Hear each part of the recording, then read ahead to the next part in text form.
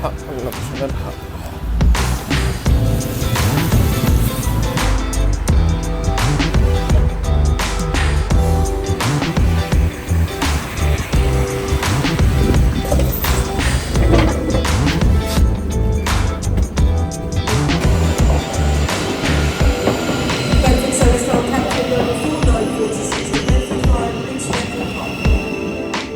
Again, ladies and gentlemen, we're just being held outside of London Blackfriars Station. We'll be on its way soon and then we'll be able to move forward. I'll keep you informed of any other updates.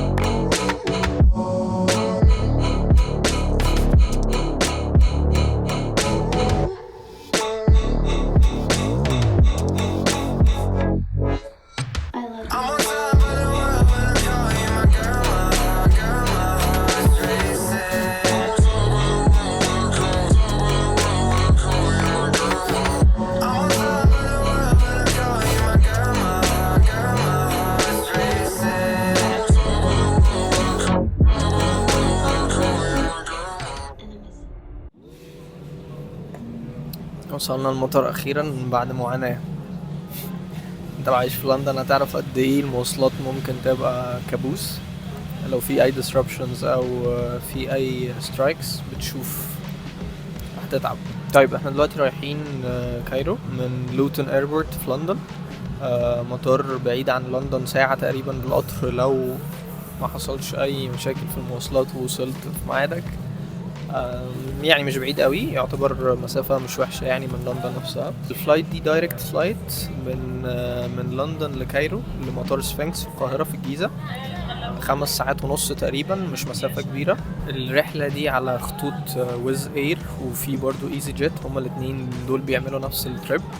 ودي خطوط، الاتنين دول خطوط أوروبية تعتبر مخفضة أو اقتصادية يعني، علشان بتعمل رحلات كتير والفليت بتاع الطيارات بتاعهم يعني اقتصادي أكتر من بقية، أو يعني هم عندهم البرودكت لاين ده فبيقدروا يعملوا تريبس كوست إلى حد ما بيبقى أرخص نسبيا من خطوط طيران كتير. والميزة انها دايركت طبعا بالنسبة للقاهرة. في كمان منها الشرم والغردقة. بالنسبة للأسعار هي مش في كل الوقت يعني بتبقى بنفس السعر او بالسعر مخفض، في اوقات بتبقى سعرها اصلا اغلى من بقية الحاجات او اغلى من الطبيعي بتاعها على حسب السيزون وعلى حسب فاكتورز تانية يعني. فهتحتاج علشان تلاقي سعر كويس ان انت تبقى يعني عندك المدة او الفرصة ان انت تلاقي ان انت تظبط مواعيدك يعني على حسب المواعيد اللي فيها اسعار تذاكر كويسة. بس عموما اسعارها كويسة كتير مقارنة ببقية الشركات يعني. هقول لك بقى على 3 حاجات تاخد بالك منهم لو حبيت تجرب الرحلة دي او الخطوط دي عموما. 1 الريسكيدجولينج اللي ممكن يحصل في اي وقت، وممكن يبقى بشورت نوتس، تلاقيهم باعتين لك ايميل بيقولك ان ميعاد الطيارة اتغير، اتأجل او اتبدر على حسب. فدي طبعا مشكلة ممكن تقابل الناس، بالاخص لو انت مرتبط بالشغل او مرتبط بميعاد معين يعني محتاج توصل فيه. طبعا السعر البيزك بتاع التيكت دي انت ده بيزك مش بيبقى انكلودنج فيه اي حاجة، فانت هتحتاج تدفع زيادة علشان مثلا تقدر يبقى عندك الاوبشن ان انت تعمل فري كانسليشن او فري سكيدجولينج لوقت تاني لو حصل اي disruptions او المواعيد اختلفت عن الميعاد اللي انت عايزه او حابب تروح فيه يعني. تاني حاجة بالنسبة للشنط، طبعا البيزك يعني البيزك تيكت من غير شنط، بيبقى معاك الكاري اون بس على الطيارة، ودي بتبقى شنطة ظهر صغيرة.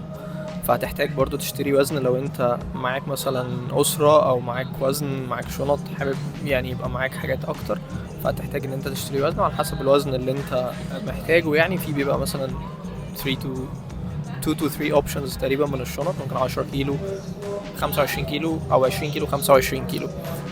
بس طبعا ممكن الشنطة لو انت جايب التيكت بكوست كويس ممكن في الاخر تبص تلاقي الشنطة اصلا بنفس سعر التيكت او يمكن almost اغلى سنة يعني.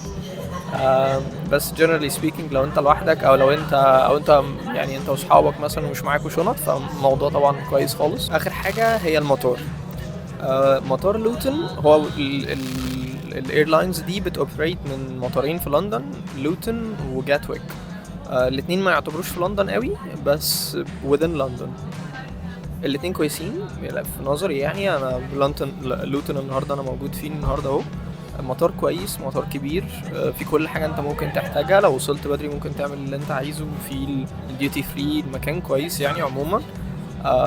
واهدى من هيثرو، ده المطار الاساسي بتاع لندن، مش عليه الضغط والزحمه بتاعه هيثرو، فده بيديلك يعني اريحيه كتير الصراحه مقارنه بهيثرو. لو انت يعني هتحرك او تروح اي حته الشنط مش بتتبهدل زي هيثرو. فاوفرول انا رايي ان هو احسن من هيثرو، اتليست ده الاكسبيرينس بتاعتي. هيفضل لنا مطار سفنكس ده اللي هنروح عليه، وربنا يستر هنشوف هناك الدنيا عامله ازاي.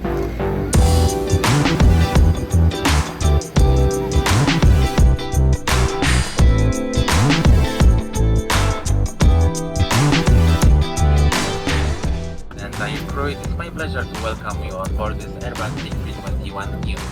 Today's flight will be approximately 5 hours. My name is Rafa, I'm senior cabin attendant on today's flight.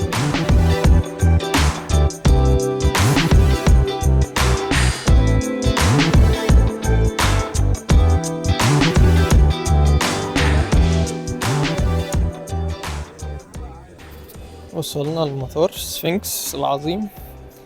مطار لذيذ في الصغير كده، بيفكرني قوي بمطار اسوان. مفهوش اكشن كتير يعني، مفيش ديوتي فري، مفيش شبكه اصلا. بس قشطه يعني، ماشي حاله جنب البيت في الجيزه فتمام يعني. بس ما تحطش expectations كبيره يعني.